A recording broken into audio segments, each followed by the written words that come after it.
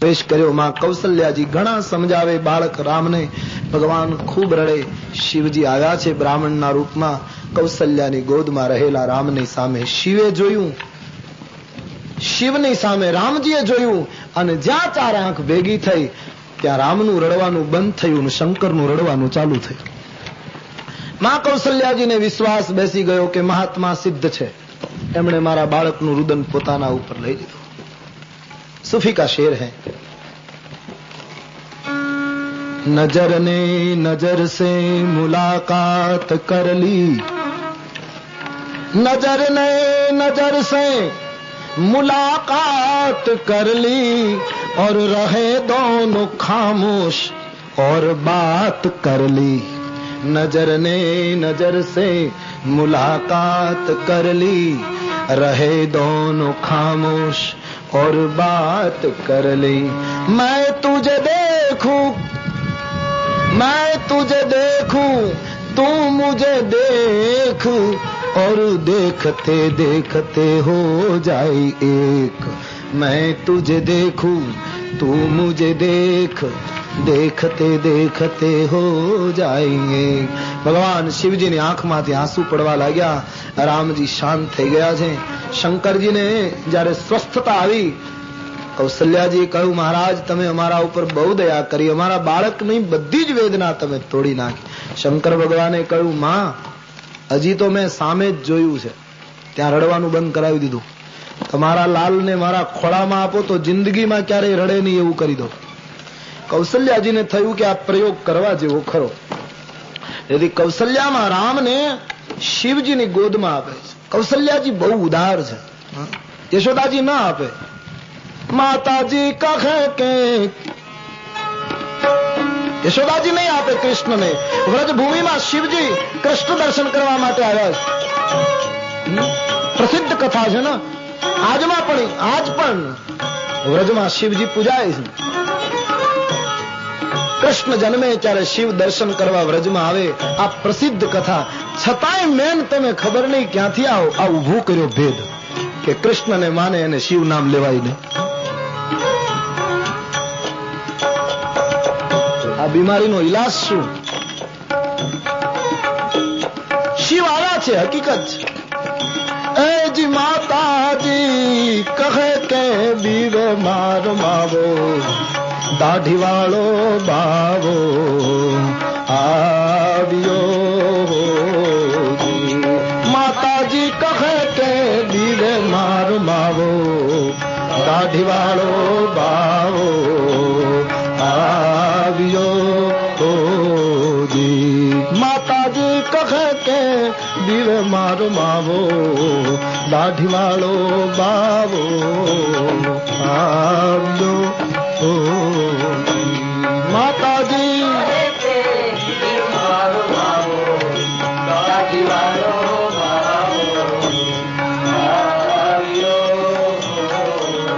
શિવ અને કૃષ્ણમાં કોઈ ભેદ નથી, શિવ અને રામમાં કોઈ ભેદ નથી. ભેદ જોનારા ધર્મ અને સંસ્કૃતિની સેવા નથી કરતા, પણ સંસ્કૃતિ અને ધર્મના મૂળમાં સુરંગ ચાપે છે.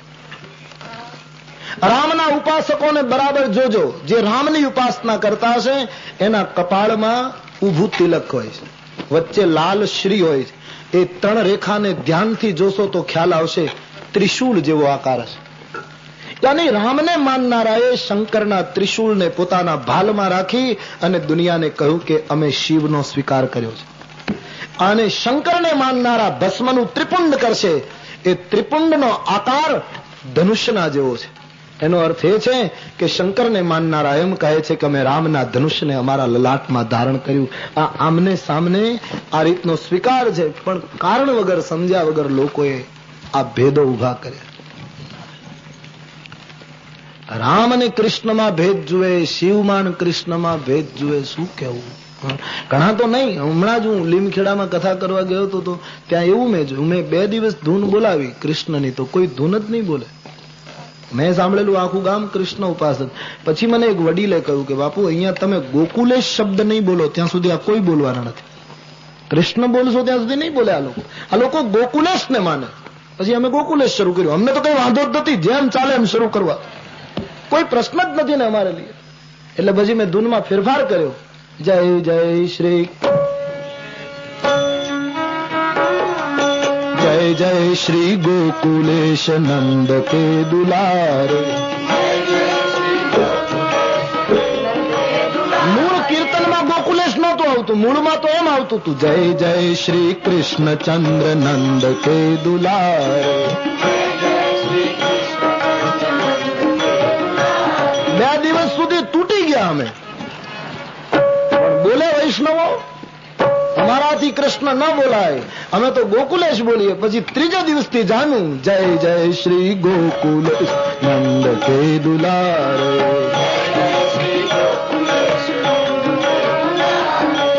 नंद के दुलारे प्यारे नंद के दुलारे, नंद के दुलारे प्यारे नंद के दुलारे, नंद के दुलारे प्यारे नंद के दुलारे.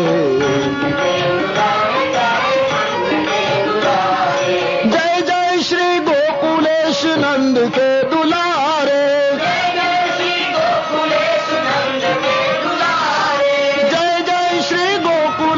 नंद के दुलारे. जय जय श्री गोकुलेश नंद के दुलारे.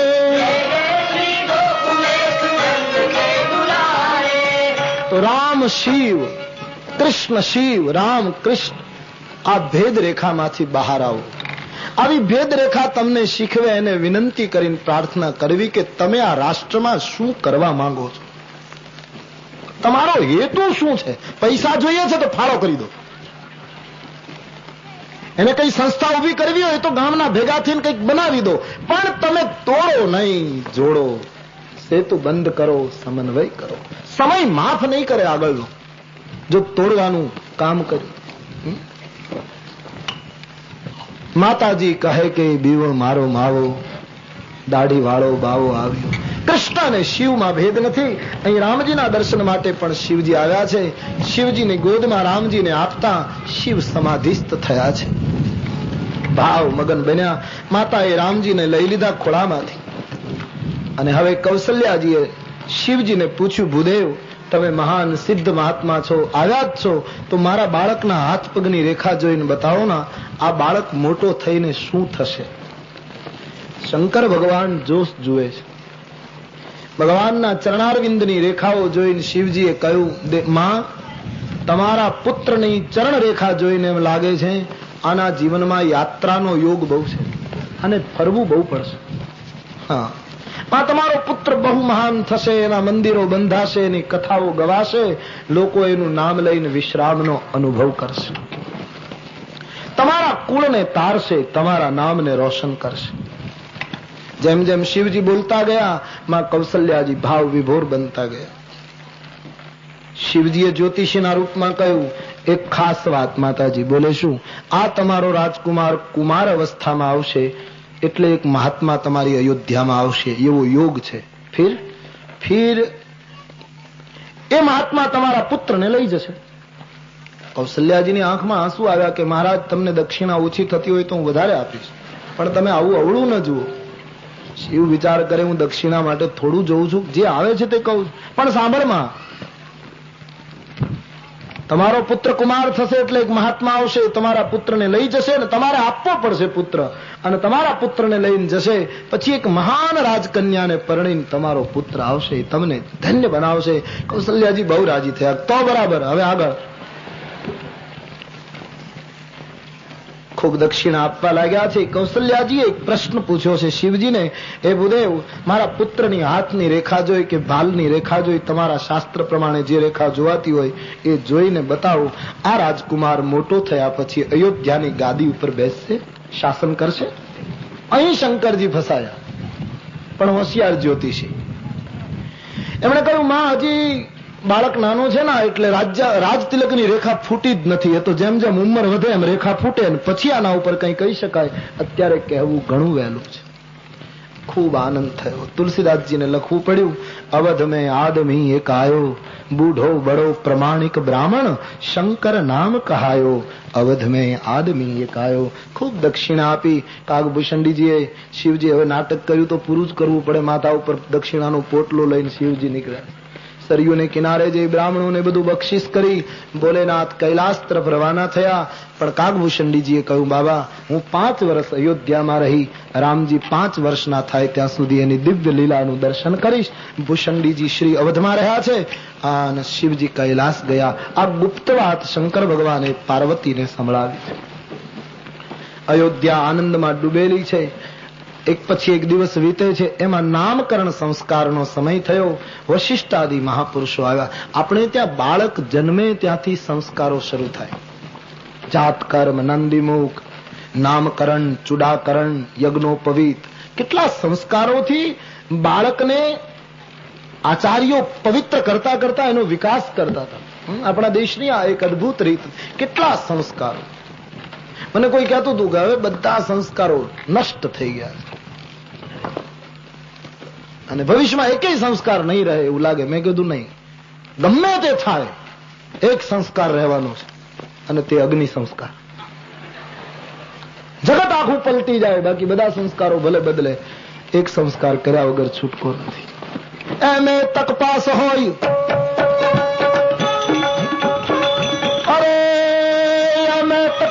હોય उत्तम अभ्यास होय, खास होय सुजन सपूत खानदान का, कर्नल कप्तान होय, जत्रल जुवान होय, फौज की कमान होय, तोरन तूफान का, ऐसे इजनेर होय, मापगिरी में होय, कला बतेर होय, वाकिफ कुरान का, सुखद स्वभाव होय, दिल दरियाव होय, पिंगल बचाव यंत्र बने नहीं प्राण का, पिंगल बचाव यंत्र बने नहीं प्राण का। ये मैं तक पास होय, उत्तम अभ्यास होय, खास होय सुजन सपूत खानदान का, कर्नल कप्तान होय, जत्रल जुवान होय, फौज की कमान होय, तोरन तूफान का, ऐसे इजनेर होय, मापगिरी में होय, कला बटेर होय, वाकिफ कुरान का, सुखद स्वभाव होय, दिल दरियाव होय, पिंगल बचाव यंत्र बने नहीं प्राण का, पिंगल बचाव यंत्र बने नहीं प्राण का, पिंगल बचाव यंत्र बने नहीं प्राण का। ये मैं तक पास होय, तम अभ्यास होय, खास होय कान कर्नल कप्तान होय, जत्रल जुवान होय, फौज की कमान होय, तोरन तूफान का, ऐसे इजनेर होय, मापगिरी में होय, कला बतेर होय, वाकिफ कुरान का, सुखद स्वभाव होय, दिल दरियाव होय, पिंगल बचाव यंत्र बने नहीं प्राण का, पिंगल बचाव यंत्र। अग्नि संस्कार રહેશે। નામકરણનો સમય જોઈ વશિષ્ઠાદિ મહાત્માઓને બોલાવ્યા છે, પૂજા કરી હાથ જોડીને અવધપતિએ કહ્યું, બાપજી તમારા ગણિત પ્રમાણે જે નામ આવતા હોય મારા ચારેય રાજકુમારોનો નામકરણ સંસ્કાર કરો। ત્રણેય માતાઓ રાજકુમારોને લઈને બેઠી છે। આખો ઉત્સવ ઉજવાઈ રહ્યો અને વશિષ્ઠજી નામકરણ સંસ્કાર કરે। ઇનકે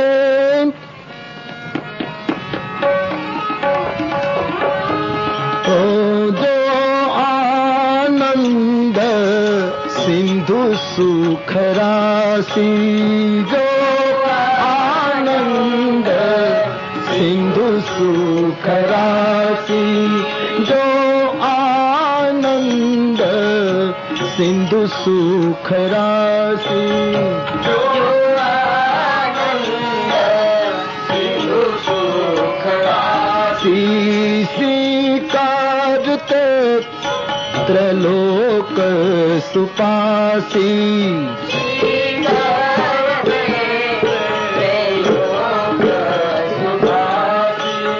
स्वीकारते त्रैलोक सुपासी,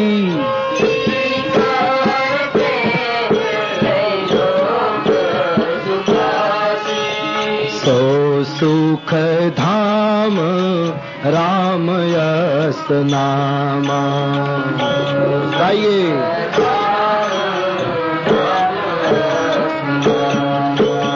सो सुख धाम राम यस नामा।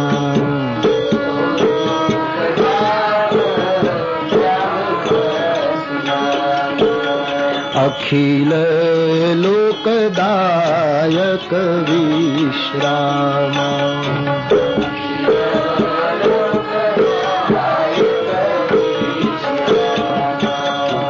विश्व भरण पोषण कर जो गाये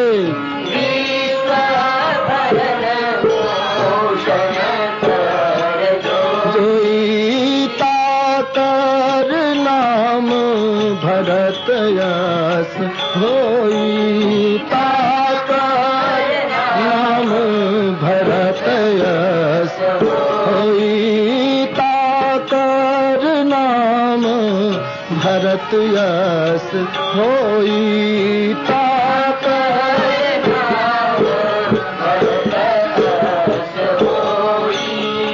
जाके सुमिरन तेरी तुनासा जाके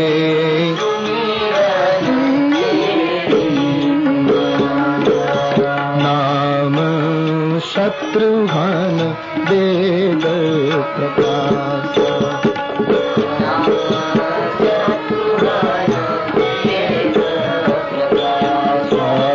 नाम शत्रुघ्न वेद प्रकाश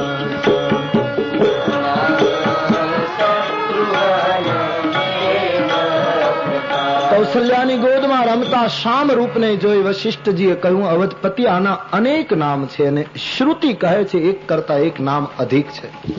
છતાં પણ જે આનંદનો સમુદ્ર છે, સુખની ખાણ છે, જેનું નામ લેવાથી વિશ્રામ વિરામ અને આરામ આખી દુનિયાને પ્રાપ્ત થશે, એનું નામ હું રામ રાખવા પ્રેરાવું છું.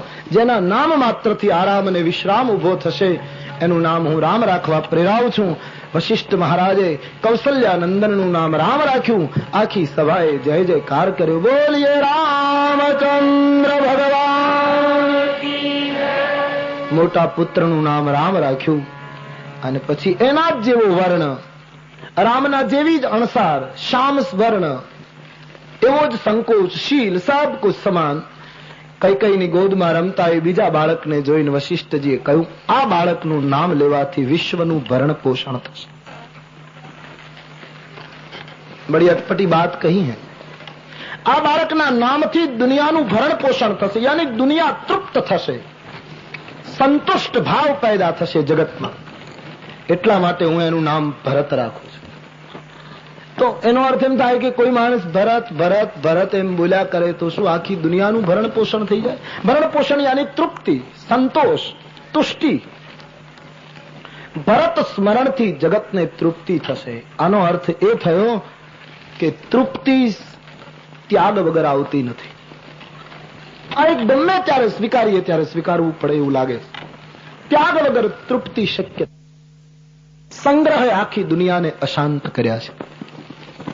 સમુદ્રમાં વધારે સંગ્રહ છે એટલે કોઈ દિવસે શાંત નથી. એના કરતા ઓછો સંગ્રહ જળાશયમાં છે એટલે પ્રમાણમાં સમુદ્ર કરતા લોટ ઓછા ઉછળે. એના કરતા તળાવમાં ઓછો સંગ્રહ, પ્રમાણમાં પાણી વધારે શાંત છે. એના કરતા કુવામાં ઓછો સંગ્રહ, પ્રમાણમાં આંદોલન ઓછું છે. એના કરતા આપણા ઘરની ટાંકીમાં પાણી ઓછું છે, મોટે ભાગે ન દેખાય એવા આંદોલનો છે. એના કરતા પાણીના ગોળામાં વધારે ઓછું પાણી છે, માટે બિલકુલ આંદોલન નથી. પણ એના કરતા જેટલું પીવું છે એટલું જ પ્યાલામાં લઈએ ત્યાં કોઈ આંદોલન નથી. જરૂરત જેટલું જ માણસ સ્વીકારે એને અશાંત થવાનો પ્રશ્ન નથી. અશાંતિ આવી છે હદથી વધારે સંગ્રહ, વધારે પડતો સંગ્રહ.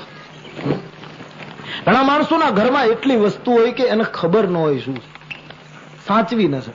શિયાળાની ઋતુમાં તમે જુઓ, ઘણા ગરમ કપડા પહેરે, પગમાં મોજા, ઉપર ગરમ પેન્ટ, નીચે સ્વેટર, એના ઉપર ગરમ શર્ટ, એના ઉપર કોટ, ગળે મફલર, પછી આખું મોઢું ઢંકાય એવી કંઈક ટોપી, માથા ઉપર પાછું કંઈક બીજું બાંધે. આપણને એમ થાય કે આ લશ્કરમાં જવાનો હશે. સંગ્રહ સંગ્રહ સંગ્રહ. पानी बढ़े नाव में घर में बढ़े जो दाम, तो दोनों हाथ उलेचिए वही सज्जन का काम. સંગ્રહ જે દી સ્વીકારો તે દિવસે, માનો ન માનો મને કોઈ લેનદેન ભી નહીં, પણ મને ને તમને અશાંત કર્યા છે, આંદોલિત કર્યા છે, અસ્વસ્થ કર્યા છે, એનું એક મોટું બુનિયાદી કારણ છે વધારે પડતો સંગ્રહ. ગાંધીજીએ બહુ સરસ કહ્યું હતું, સત્ય અહિંસા ચોરી ન કરવી, વણજો તું નવ સંગરવી, બ્રહ્મચર્ય ને જાતે મહેનત, કોઈ અડે ના અઘડા. સત્ય અહિંસા ચોરી ન કરવી, વણજો તું નવ સંગરવું, બ્રહ્મચર્ય ને જાતે મહેનત, કોઈ અડે ના અઘડા. અભય સ્વદેશી સ્વાદ ત્યાગ ને, સર્વ ધર્મ સરખા ગણવા, આ 11 મહાવ્રત સમજી, નમ્રપણેથી આચરવા. અભય સ્વદેશી સ્વાદ ત્યાગ ને, સર્વ ધર્મ સરખા, આ 11 મહાવ્રત સમજી, નમ્રપણાથી આચરવા. સત્ય અહિંસા ચોરી ન કરવી, વણજો તું નવ સંગરવી, બ્રહ્મચર્ય ને જાતે મહેનત, કોઈ અડે ના અભડા.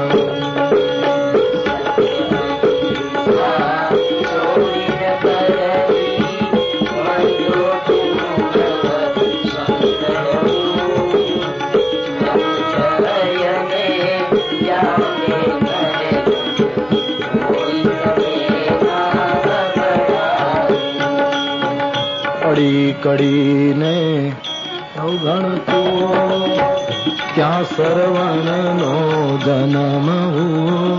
રાગ સરસ છે એટલે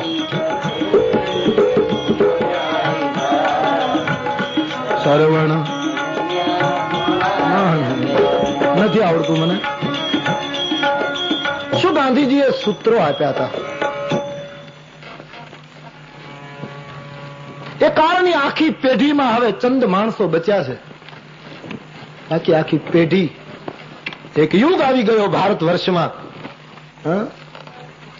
જેને હિન્દ કો આઝાદ બના દિયા. ચંદ માણસો રહ્યા છે. હવે સત્સંગ દ્વારા એક નવી પેઢી તૈયાર કરવાની ભારતને જરૂરત ઉભી થઈ છે. અત્યારે તો આપણે જાણીએ છીએ ગાંધીજી, મારે હવે બહુ ચર્ચા કરવી નથી. કોઈએ કહ્યું ને કે બહુ પ્રચલિત છે, તમે સાંભળ્યું છે, પણ એટલે કહી દઉં કોઈનું કહેલું. કોઈએ કહ્યું ને કે ફલાણો માણસ ખાદી પહેરે છે અને પાછો દારૂ પીવે છે. કોઈએ બહુ સરસ જવાબ આપ્યો કે નહીં, એ ખાદી પહેરીને દારૂ પીવે છે એમ નથી, તો દારૂડિયો ખાદી પહેરવા માંડ્યો છે. આ દશાએ પહોંચ્યા છે સમાજ. ક્યાં ઘોષણા હતી? સત્ય અહિંસા ચોરી ન કર, કોઈ દિવસ વણજો તું બ્રહ્મચર્ય ને જાતે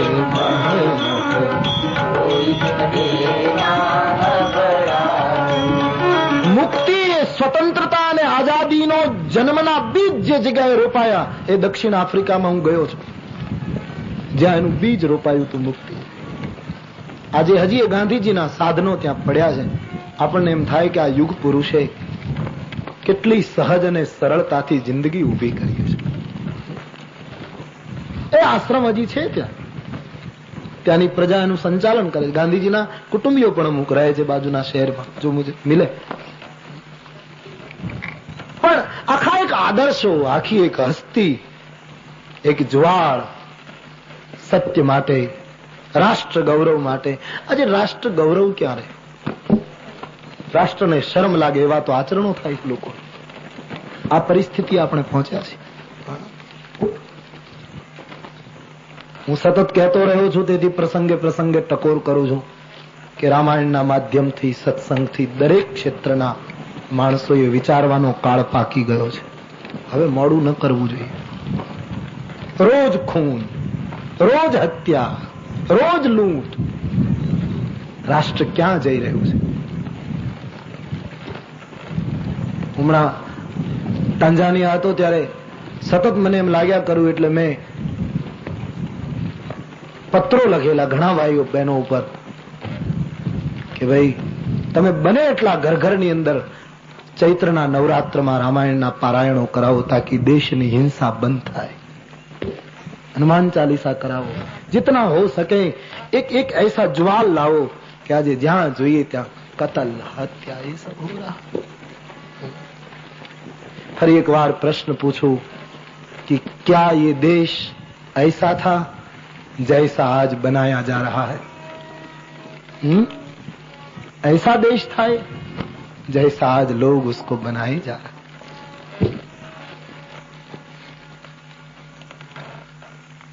ये समर्पण, ये त्याग, ये बलिदान, ये कुर्बानी लाओ पाछी.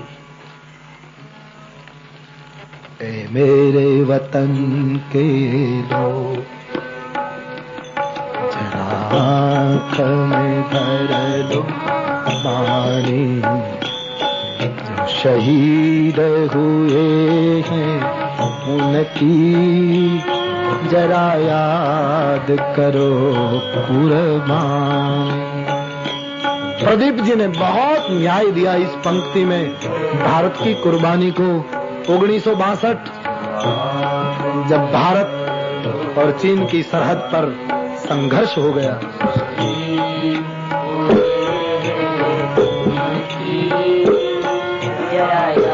बहुत सुंदर शब्द, बड़ा प्रचलित गीत आप जानते हैं. जब घायल हुआ हिमालय, खतरे में पड़ी आजादी. जब घायल हुआ हिमालय, खतरे में पड़ी आजादी. हिमालय को जख्म हो गया, आजादी खतरे में आ गई.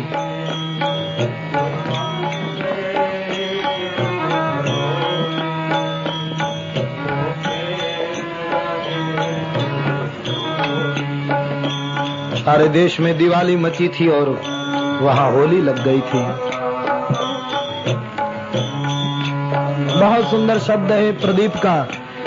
અને એ વખતે જે એકતા આવી ભારતમાં, એમાં કોઈ મરાઠો નહોતો, કોઈ શીખ નહોતો, કોઈ ગુજરાતી નહોતો, કોઈ આંધ્રનો નહોતો, કોઈ કેરળનો નહોતો, કોઈ यूपीનો નહોતો, કોઈ बिहारी નહોતો. बड़ा सुंदर शब्द अंकित किया.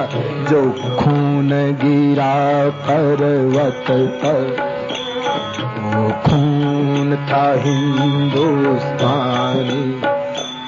जो शहीद हुए उनकी जरा याद करो कुर्बानी. ऐ मेरे वतन के लोग जरा आँख में भर लो पानी. शहीद हुए उनकी जरा याद करो कुर्बानी. जरा याद करो. तने बांधवा दोखीए बंध जाड़ा. हाँ, આપણો કવિ લખે કે હે ગાંધી, તારો એક એવી શક્તિ કે તને બાંધવા માટે કેટલી કોશિશ કરે તો પણ ફૂટી તોય પાષાણ સરવાણ વહેતા. નમો હિન્દના પાટવી સંત નેતા. તોય પાષાણો તોડી અને તારી વિચારધારા દુનિયાને આંબી ગઈ. हर जगह पर मुक्ति का एक ललकार फूट उठा. नमो हिंदना पाटवी संत नेता. छेल्लो कटोरो झेरनो आ पी जजे बापू, અને સાગર પીનારા અંજલિ નવ ઢોળજે બાપુ. બીજી ગોળમેજી પરિષદ. એક એક કુરબાની, એક એક સમર્પણ, એક એક શહીદી અદ્ભુત. આજ હું ને તમે એની સરખામણીમાં ક્યાં છીએ? સજ્જનો વિચાર કરે. અને સાવ ખુલ્લું કહું તો ખાદીધારીઓ વિચાર કરે. તમને ગમે કે ન ગમે, મુબારક. અમારો સાધુનો આજ રાષ્ટ્ર ધર્મ થતો આવે છે. કે લોકોની આગળ સત્ય પહોંચાડવું રહ્યું. ક્યાં જઈ રહ્યા છીએ હું તમે કલ્પના કરો.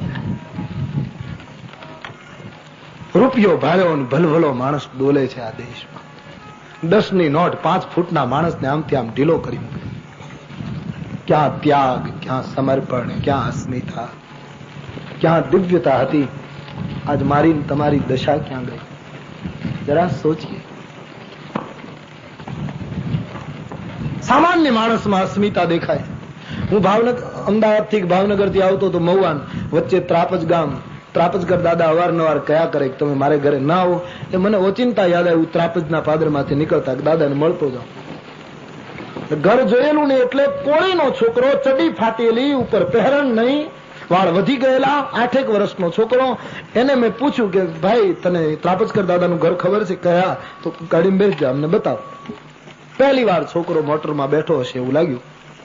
એ પાછળ બેઠો બેઠો એટલો રાજી થાય છોકરો કે અમને એમ થયું કે આજ બહુ મોટું પુણ્ય કામ થઈ ગયું. એ ત્રાપજકર દાદાનું ઘર આવ્યું. અમે ગાડીમાંથી નીચે ઉતર્યા. દાદા ઘરે નહોતા. દાદીમાં હશે તેમણે કહ્યું આવો. મેં કીધું માં અમે પછી આવીશું જયારે દાદા હશે ત્યારે. અમે પાછા ફેર્યા. જે જગ્યાએથી છોકરાને મોટરમાં બેસાડ્યો હતો ત્યાં પાછો ઉતાર્યો. છોકરાએ આટલી મદદ કરી એટલે અમે એને 2 રૂપિયા આપવા ગયા. એ છોકરાએ મને જે કહેલા શબ્દો હજી મારા મગજમાં અથડાય છે.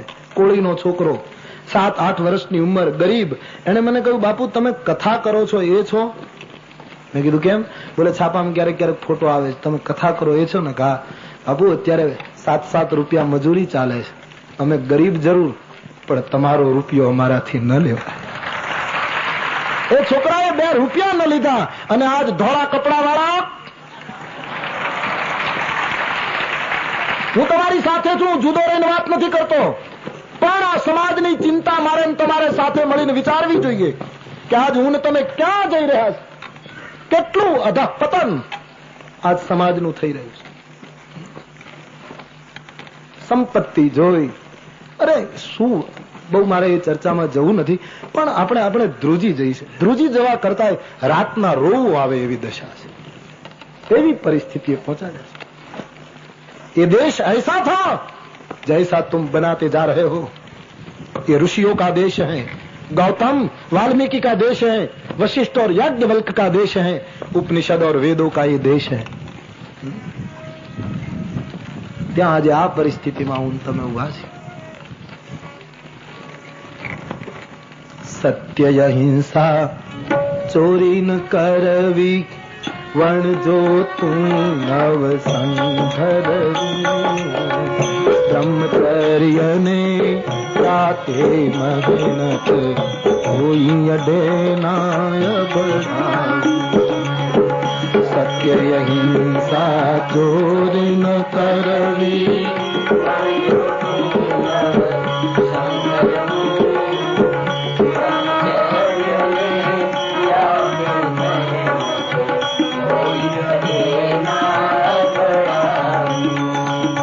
વધારે પડતો સંગ્રહ મને તમને અશાંત અને અસ્વસ્થ બનાવી ગયો છે. એ હકીકત છે. જેટલો સંગ્રહ ઓછો એટલો માણસ વધારે શાંત.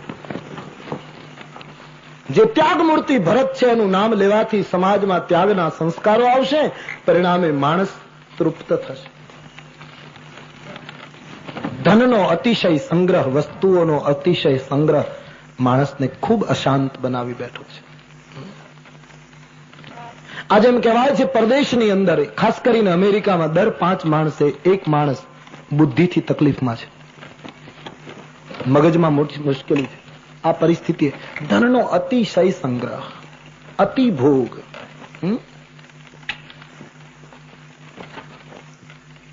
4 પુરુષાર્થો આપણા દેશમાં, અર્થ, ધર્મ, કામ અને મોક્ષ, એને કંઈક જુદી રીતે લોકોએ જોઈ લીધા છે. લોકોએ એમ માન્યું ધન સાધન, કામ સાધ્ય. લોકોએ માન્યું ધર્મ સાધન, મોક્ષ સાધ્ય. આવા અર્થો કરે. ધન હોય, હા, આમ વ્યવહારની દ્રષ્ટિએ લોકો જે રીતે જીવે છે એમાં સાચું પણ છે. ધન સાધન છે, કામ સાધ્ય બન્યો છે. ધન હોય તો કામનાઓ પૂરી થાય. તેથી કરો ભેગું, કરો ભેગું. માણસ માને છે, આધ્યાત્મિક જગત ના પાડે છે કે ગમે તેટલું ધનનો માલિક બને, ધનની આલોચના નથી, ધ્યાન દેના. લક્ષ્મીની પૂજા થઈ છે આ દેશમાં, પણ વધારે પડતો સંગ્રહની આ ચિંતા છે. હું શું કહું? તમે શાંતિથી વડીલો કે બુદ્ધિજીવીઓ વિચારે કે રાષ્ટ્રમાં નહીં, આપણા રાષ્ટ્રની જ વાત કરીએ તો ચાલે, આખા વિશ્વમાં કે રાષ્ટ્રમાં ગમે તે એટલી સમૃદ્ધિ છે આજ, એનું યોગ્ય વિતરણ કરવામાં આવે તો દુનિયામાં કોઈ અશાંત અને દુઃખી ન રહે. યોગ્ય વિતરણ જો થઈ જાય. આજે મોટી મુશ્કેલી છે, યોગ્ય વિતરણનો અભાવ છે. જ્યાં છે ત્યાં પુષ્કળ સંગ્રહ, અને એ પણ દુઃખી છે સંગ્રહ કરનારો. એ તો એમ લાગે કે હું ધનનો માલિક છું, બાકી આપણો માલિક ધન છે. આધ્યાત્મિક જગત ઉલટું.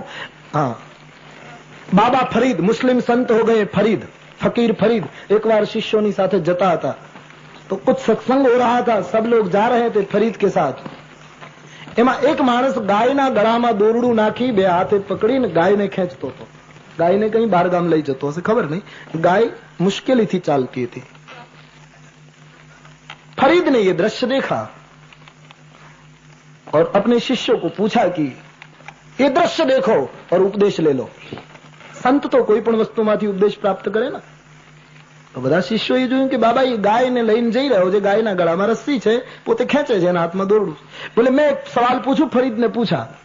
પેલા માણસ ગાયને લઈને જતો હતો જોઈને બોલે શું કે આમાં ગાય બંધાયેલી છે કે માણસ બંધાયેલો? જવાબ દો, બંધા હુआ कौन है? શિષ્યો કહે બાબાજી બિલકુલ સામાન્ય વાત છે, ગાય બંધાયેલી છે, પેલાના હાથમાં તો દોરડું છે, એ કઈ બંધાયેલો થોડો છે, તો ખેંચે છે, બંધાયેલી ગાય. બોલે નહીં, સોચો, ઠીક છે સોચો, ગાય બંધાયેલી છે કે માણસ બંધાયેલો છે? શિષ્યોએ કહ્યું બાબા અમારી બુદ્ધિ પ્રમાણે તો ગાય જ બંધાયેલી છે, આપ દેખો ને લે જા રહા. બોલે હવે એક કામ કરીએ, એ માણસ ગાયને ખેંચી રહ્યો છે, આપણે એ માણસની ખબર વગર વચ્ચેથી દોરડું કાપી નાખીએ તો શું થાય? फरीद बड़ा अकलमंद आदमी रहा, बड़ा पहुंचा हुआ आदमी, बड़ा अद्भुत फकीर हुआ फरीद. શિષ્યોએ કહ્યું કે જો વચ્ચેથી દોરડું કાપી નાખીએ તો શું થાય? બોલે ગાય ભાગવા માંડે. તો જવાબ આપો કે ગાય માણસની પાસે પાછળ ભાગે કે માણસ ગાયની પાછળ ભાગે? થાય શું? બોલે માણસ જ ગાયની પાછળ ભાગે. તો બંધાયેલો કોણ, ગાય કે માણસ? કોણ ફસા? ગાય તો મુક્ત થતા જ ભાગશે. પેલો માણસ જો બંધાયેલો ન હોત તો એ પોતાની દિશામાં જ જાત, પણ ગાયને વચ્ચેથી દોરડું કાપો ને ગાય ભાગે તો ફરીદ કહે માણસ એની પાછળ પાછળ ભાગવાનો. એટલે જ દેખાય છે ગાય બંધાયેલી, પણ બંધાયો છે આ પોતે. એમ લાગે છે ધનના માલિક આપણે છીએ, પણ વધારે પડતો સંગ્રહ આપણા ઉપર આધિપત્ય કરી રહ્યો છે. ફસે હે હમ, દિખાઈ દેતા હે હમ માલિક હે, માલિક કોઈ ઓર હે. વધારે પડતો સંગ્રહ અશાંત કરી રહ્યો છે. તો ભરતનું નામ લેવાથી વિશ્વનું ભરણ પોષણ થશે, માટે હું આનું નામ ભરત રાખું છું. સભાએ ભરતજીના નામનો જય જયકાર કર્યો, બધાને નામ ખૂબ ગમ્યું. બોલીએ ભરતલાલજી મહારાજ. અને હવે સુમિત્રા, એક બે ભાઈઓની ખાસ જરૂર છે. ધંધુકા વાળા સોંડાભાઈ વિઠ્ઠલભાઈ ચૌહાણ. તો હવે સુમિત્રાના પુત્રનો નામકરણ સંસ્કાર શરૂ થાય. ગોસ્વામીજી લખે છે, સુનિए और गाइए. जाके सुमिरन तेरी पुनासा. गाइए. जाके सुमिरन तेरी पुनासा, जाके सुमिरन तेरी पुनासा.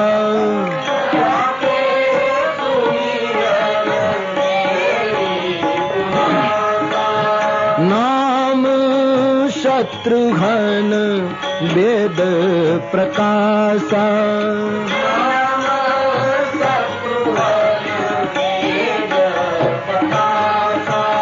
જેના નામનું સ્મરણ કરવાથી શત્રુનો નાશ થશે, જેના નામનું સ્મરણ કરવાથી દુશ્મની નષ્ટ થશે, એનું નામ હું શત્રુઘ્ન રાખું છું. સુમિત્રાના પુત્રનું નામ શત્રુઘ્ન રાખ્યું. એના નામથી દુશ્મનનો નાશ થાય, એની દુશ્મની ખલાસ થાય, મૈત્રી શરૂ થાય. શત્રુઘ્નનું નામ લેવાથી કોઈ દુશ્મન ઉભો ન થાય, હોય તો બંધ થાય. આનું કારણ શું? બહુ સીધું સાદું કારણ બતાવીએ ને તો એ બતાવી શકાય. શત્રુઘ્ન આખા રામાયણમાં મૌન રહ્યા છે, બોલ્યા નથી, બિલકુલ ચૂપ. આ દુનિયામાં જે મૌન રહેશે એના કોઈ દુશ્મનો હોય જ નહીં. બોલ બોલ કરે એના જ દુશ્મનો થાય. ક્રોધ કો પરુષ વચન બલ. રામાયણમાં લખ્યું છે ક્રોધને બઢાવો મળે છે કર્કશ વાણીથી. જે મૌન રહેશે એનો કોણ દુશ્મન? તો આ પુત્રનું નામ લેવાથી દુશ્મનીનો નાશ થશે, મૈત્રી શરૂ થશે. માટે હું આનું નામ શત્રુઘ્ન રાખું છું. અથવા તો મંથરાને આપ મારશે, મંથરાના પ્રહાર કરનાર શત્રુઘ્ન છે. અને મંથરા એ અયોધ્યાની અંદરનો દુશ્મન છે. અંદરના દુશ્મનને મારે એ જ સાચો શત્રુઘ્ન. અંદરનો દુશ્મન લોભ છે. રામજીએ તાડકાને મારી નગરની બહાર, લક્ષ્મણજીએ શૂર્પણખાના નાક કાન કાપ્યા પંચવટીમાં. આ બે દુશ્મનો તો નગરની બહારના દુશ્મનો, પણ એક અંદર દુશ્મન હતો અયોધ્યામાં મંથરા, એના ઉપર શત્રુઘ્નએ પ્રહાર કર્યો. બહારના દુશ્મનોને મારે એના કરતા આંતરિક દુશ્મનને મારે એ સાચો શત્રુઘ્ન. અને તેથી તુલસીદાસજીના દર્શનમાં એવી ચોખવટ મળી છે કે તાડકા એ ક્રોધ છે, શૂર્પણખા એ કામ છે. કામ અને ક્રોધ એ બહારના દુશ્મન છે, એને મારવા સહેલા, પણ લોભ અંદરનો દુશ્મન છે. અને અંદરના દુશ્મનને જે મારે એ સાચો શત્રુઘ્ન. બહુ સાચી વાત. રામાયણમાં લોભને બહુ ગંભીર ગણવામાં આવ્યો અને એ હકીકત છે. કામ અને ક્રોધ એને સમય મર્યાદા છે. દુનિયા આખીનો અનુભવ છે. કામને પોતાની સમય મર્યાદા છે, ક્રોધને સમય મર્યાદા છે. ક્રોધ થયો, અમુક સમય રહ્યો, ઉતરી જાય, પછી ઉલટાનો પસ્તાવો થાય. પણ લોભને કોઈ સમય મર્યાદા નથી. લોભ અપાર. उत्तरकांड में गोस्वामी जी कहते हैं काम बात कप लोभ अपारा.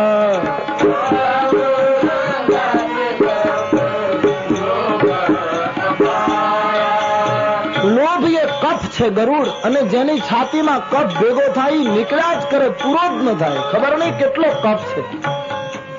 લોભ એ કફ છે. અર્જુન પણ એ જ કહે છે ને, કાર્પણ્ય દોષો પહતસ્વ ભાવ. ભગવાન ત્રપણ દોષથી આજ મારી બુદ્ધિ ખરડાઈ ગઈ. મને સમજ નથી પડતી મારે આજ કુરુક્ષેત્રના રણ મેદાનમાં મારે શું કરવું. માટે આપ મને બતાવો. શિષ્યસ્તે હમ સાધિમામ તામ પ્રપન્નમ. મને આપ આદેશ આપો. ત્રપણતા. લોભ એ બહુ ભયંકર દુશ્મન છે.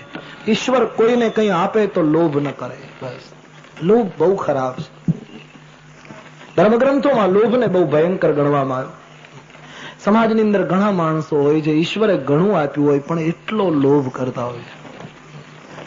ખરેખર આપણને એમ થાય કે આટલો બધો લોભ. કોઈ સાહિત્યકારે કહ્યું ને કે એક ભાઈ દૂધ લઈને નીકળે,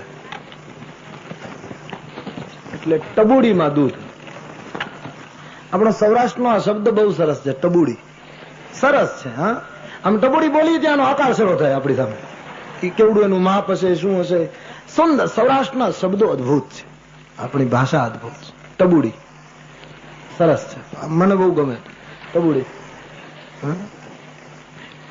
બહુ સરસ છે ને? સરસ, બહુ સરસ. ટબુડી.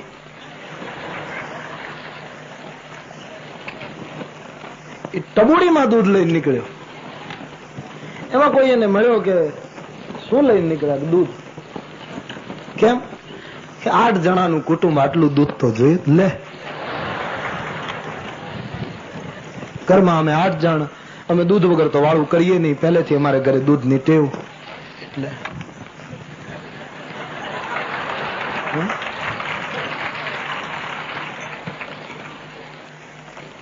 પેલો તો સજ્જડ થઈ ગયો કે આ કળજુગ નહીં ધાણી. 8 જણ આમાં તમે જમશો કે લે કઈ? એમ તો વાપરતા આવડવું જોઈએ. જમવાની વાત નહીં, મને સૂતા પહેલા ચાની ટેવ છે, એટલે આમાં 8 જણા અમે વાળું કરીશું. પછી આમાંથી 1 રકાબી ચા બનાવશું સૂતા પહેલા. પછી જે વધશે એને અમે મેળવશું. સવારમાં દહીં થાય, આડોશી પાડોશી છાશ અપાય. ટબુડીમાંથી આ બધું છાશ અપાય. સવારમાં વહેલા દૂધ વાળો આવતો નથી, એટલે 1 રકાબી ચા થાય એટલું દૂધ પાછું ગરમ કરીને મૂકી રાખશું. છાશ કરશું, પાડોશીને છાશ આપીશું.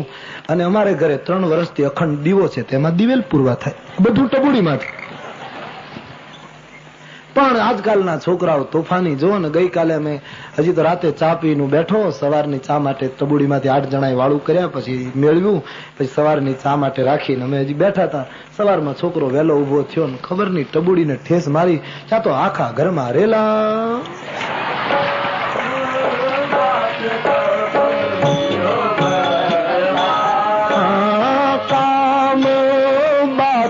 कफ लोभ अपारा, काम बात कफ लोभ, क्रोध पीत नीत छाती जारा, क्रोध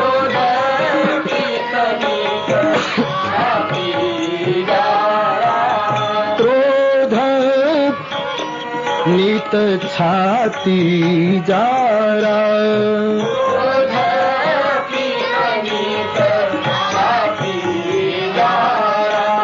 तो लोभ એ માણસનો આંતરિક દુર્ગુણ છે ને એને જે મારશે એ સાચો શત્રુઘ્ન. માટે ત્રીજા પુત્રનું નામ શત્રુઘ્ન રાખ્યું. સભાએ નામ વધાવી લીધું. બોલીએ શત્રુઘ્નલાલજી મહારાજ. લક્ષણ ધામ સુરામ પ્રિય, सकल जगत आधार, गुरु वशिष्ठ तहि राम